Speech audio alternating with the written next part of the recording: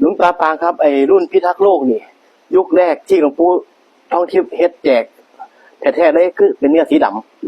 นื้อสีดโอ้แต่ว่าเนื้อสีทองำนี่ท้องหมูเป็นเห็ดแล้วเป็นต้นเลยมันก็ โอ้เพิ่นเก็บซ่อนไว้บ่ให้ผู้ใดรู้กับสีขาวโอ้เพิ่นแจกแต่สีทองแจกแต่สีแจกแต่สีดำแจกแต่สีดำโอ้ตอนหลวงปู่ยี่วัดดงการทองมาก็ได้แต่สีดำไปได้แต่สีดำไปโอ้แสดงว่าสีทองกับสีขาวนี่คนที่รู้จักก็คือตอนหลวงตาปางเอามาเผยแพร่เอามาแจกโอ้ตอนนี้คนบางส่วนก็เลยบ่รู้ว่าพระนั่งโลกหรือว่าพระพิทักษ์โลกนี่ต้นตำรับแท้ก็คือเพิ่นสร้างมานํกันนี่ก็คือสีดำสีทองสีขาวแต่ว่าตอนหลวงปู่ทองทิพย์เราอยู่นี่เราแจกเฉพาะสีดำคนก็เลยรู้ได้ว่ามีสีดำมีแต่สีดำโอ้องค์นึงเห็นเข้าบูชากัน 3-4 พันเนาะ4,000ได้เมื่อ10 ปีที่แล้วรุ่นนี่โอ้แต่ก็หลวงตาปางบ่ได้เน้นบูชาเน้นแจกผู้ใดขอก็ให้แต่นี่มันมีเคยหลวงตาบอกว่าคำนึงว่าบ่มีผู้ใดกล้าเฮ็ดเหรียญหลวงปู่ทองทิพย์เฮ็ดเลียนแบบพระเพิ่นบ่มีผู้กล้าดอกโอ้ลูกหลานก็ยังบ่กล้าเนาะโอ้บ่กล้าเฮ็ดเสริมเอาง่ายบ่กล้าเฮ็ดเสริมขึ้นมาบ่กล้าเฮ็ดเสริมบ่กล้านั่นน่ะถ้าเฮ็ดขึ้นมาแล้วมันสิมีเหตุเพศภัยทำให้อายุสั้นติครับไอ้พวกสร้างอายุสั้นหากินหาหยังก็บ่หมานว่าได้นะโอ้ถ้าผู้ใดเฮ็ดเหรียญหรือว่าวัตถุมงคลที่หลวงปู่ทองทิพย์สร้างขึ้นมาแล้วไปเฮ็ดขึ้นมาเองไปเฮ็ดเสริมมานี่มีอันเป็นไปโลดมันมีอันเป็นไปโลดจนตะโอ้ก็เลยเป็นอาถรรพ์ของอาถรรพ์ไปเลยของอาถรรพ์ไปเลยฉะนั้นแสดงว่าเหรียญวัตถุมงคลหลายๆรุ่นของหลวงปู่ทองทิพย์นี่โอกาสปลอมก็น้อยมั้งครับเพราะว่าไอ้คนที่เสียก็คือตายไปตายมันก็ตายที่คือยังพระสอนน่ะเป็นเฮ็ดของเพิ่นนี่รอมาแล้วเพิ่นจะแจกจ่ายวันโอ้เฮ็ดมาโดยที่บ่ได้ขออนุญาตเพิ่นบ่โอ้เอาไปมาพักเพิ่นก็ตายเลยโอ้ยบ่ได้พอปีโอ้มีเหตุให้เหตุเสียชีวิตไปโอ้แต่ถ้าพูดถึงกรณีของพระพิทักษ์โลกหรือว่าพระนั่งโลกองค์นี้หรือว่าเหนือโลกเนี่ยองค์นี้ก็คือสีทองนี่คือเป็นรุ่นที่หลวงปู่ทองทิพย์ให้มาโดยเฉพาะแต่ว่าตอนเพิ่นเสกไว้เพิ่นเฮ็ดไว้แล้วเพิ่นเอาไว้ใต้ที่นอนเพิ่นเอาไว้ที่นอนนะโอ้เพิ่นบ่แจกผู้ใดบ่ให้แต่หลวงตาปางมาผู้เดียวให้มาจากลังครับโอ้ยเพิ่นมรณภาพแล้วนอนจังไปจอกเอาโลนนั่นล่ะคือว่าเพิ่นบอกให้เบิดแล้วเพิ่นสั่งไว้ว่าถ้าเพิ่นรับไปแล้วให้เอามาเก็บไว้หลวงตาปางได้มาจากลังครับนี่มีเท่านั้นน่ะอันนี้ลังนึงอยู่บ้านเก็บไว้ยุคอีกลังนึงบ่ยุคมันเป็นไหโอ้สีไหอันดอกโอ้เป็นสีหยังครับในไหที่เก็บปูไว้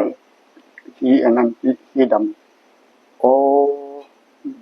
แต่ว่าส่วนนึงก็เก็บไว้อยู่บ้านที่เป็นสีดำโอ้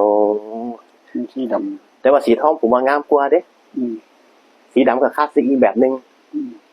แต่ว่าคนส่วนมากอาจสิบ่รู้ว่าสีดำกับสีทองก็คืออันเดียวกันพิมพ์เดียวกันบล็อกเดียวกันเฮ็ดพร้อมกันแต่เพียงแต่ว่าหลวงปู่ทองทิพย์เราเล่นแจกแค่สีดำก่อนแจกสีดำเราบ่ได้แจกสีทองกับสีขาวจุ่มกันนั่นน่ะจุ่มกันเปิดโลกนะเปิดโลกคนก็มากอันเดียวโอ้เปิดโลกสีดำแต่ว่าตอนนี้มันถามหาก็จะกวดขึ้นมาโอ้ถ้าเปิดโลกอ่ะงั้นแสดงที่หลวงตาปางว่าผมฟังว่าสมัยที่หลวงปู่ทองทิพย์สร้างพระรุ่นแรกมาก็สิมีพระนั่งโลกหรือว่าพระพิทักษ์โลกพระนั่งโลกแล้วก็พระนั่งโลกก็เป็นพระเปิดโลกแล้วก็พุทธกวัก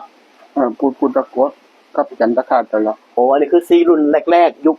แรกของหลวงปู่ทองทิพย์ที่เราสร้างพระขึ้นมาเดี๋ยว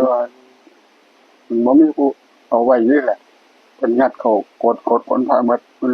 โอ้เขากุพระเพิ่นหมดเพิ่นสร้างแต่ละรุ่นหลายบ่ครับหลวงตาปางพอรู้บ่รุ่นจำนวนบ่รุ่นมื้อเนี่ยรุ่นนี้หลายกว่าหมู่โ โอ้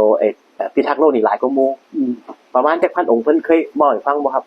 โอ้ยหลาย ติ ประมาณเป็น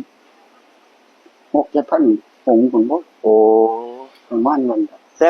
6-7,000องค์ก็อยู่กับหลวงตาปางผู้เดียวก็เกือบหมดแล้วมั้งรุ่นก็มีแต่รุ่นสีดำมั้งที่คนได้รู้จัก อืม แต่รุ่นสีทองกับรุ่นสีขาวนี่แทบสิบ่มีคนได้รู้จักมั้ง บ่มีดอก อืมโอ้แสดงว่าหลวงปู่ทองทิพย์สร้างประมาณ5-6,000องค์นี่อยู่กับหลวงตาปางก็4,000แล้ว อืม รวม 4,000 องค์แล้ว แสดงว่า1,000 กว่าองค์นี่คือหลวงปู่ทองทิพย์เพิ่นก็แจกให้ลูกศิษย์ลูกหาต่างๆไป ก็เอาเข้าไปบรรจุธาตุบางบัว โอ้เพิ่นสั่งมาแล้วเพิ่นก็เอาไว้พระธาตุทองโคน อืม แล้วก็พระธาตุพนมพระธาตุต้นโพเนาะ อืม โอ้เพิ่นสั่งมันเอาไว้จังงั้น ด้วยเหมือนกัน โอ้แต่ว่าส่วนหนึงที่เหลือเพิ่นก็เก็บใส่กระลังไว้ อืม บรรจุให้ไว้ส่วนหนึงส่วนหนึงไว้ใต้ฐานแล้วก็พอเพิ่นสิเสียเพิ่นก็ให้หลวงตาปางเอามาเก็บรักษาไว้ อืม โอ้นี่คือที่มาที่ไปของพระนางโลก อืม ที่คนสงสัยว่าเป็นหยังแต่ก่อนเนี่ยมันคือเห็นแต่สีดำ อืม แต่ปัจจุบันนี่คือเห็นสีทองสีขาวนี่ขึ้นมากก็เพราะว่าหลวงตาปาง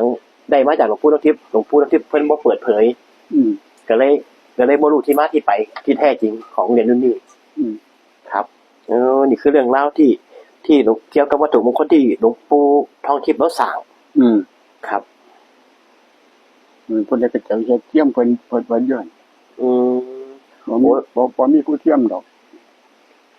ผู้ใดไปเฮ็ดพระของเราเสริมเฮ็ดเลียนแบบเรานี่ อืม มีอันเป็นไปโน่น อืม